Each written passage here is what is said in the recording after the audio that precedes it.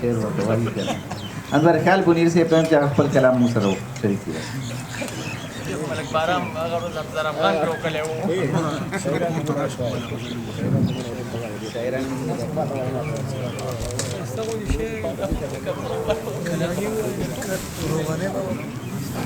ډېره زیاته مننه وکیل صاحب، خبره بده نه وه لیکن استله ګران دي. ګوره درمان صاحب څو شعر دي که نه چې ته د مینې نه خبر یې مینه څه ده، که خبرې دې پخې پخې زده کړي او شپه اوږده ده خو چې هېڅ فکر ونه کړي، د اوتر نه مې بلا کیسې زده کړي. او ما ته دې وګوري او بیا دې لږه ساه واخلي، حالات به ټیک شي خو اشنا دې لږه ساه واخلي. او څوک را روان دی که باران شو نو بیا نه رارسي، طوفان دې نه راځي هوا دې لږه ساه واخلي. او ورته اظهار کوم یو مکترې بله غواړم، خو بس زما د زړه درزا دې لږه ساه واخلي.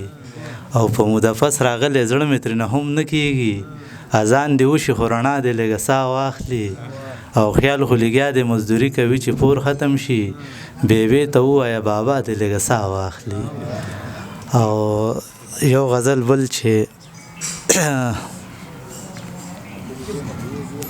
د ژوند په هره حادثه را سره وغږېدو، د چا تصویر ټوله شپه را سره وغږېدو، خاموشه شپه وه تنهایي وه د سپوږمۍ رڼا وه، لاس کې سګرټو جوغه را سره وغږېدو.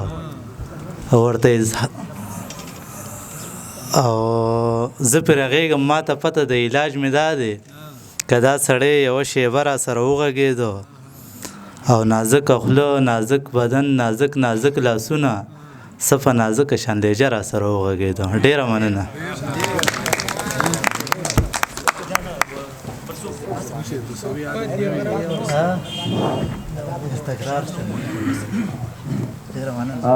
اسراف امیر صاحب ته خواست کوم چې هغه راشي او خپله شعر او شاعري وړاندې کړي. اسراف امیر صاحب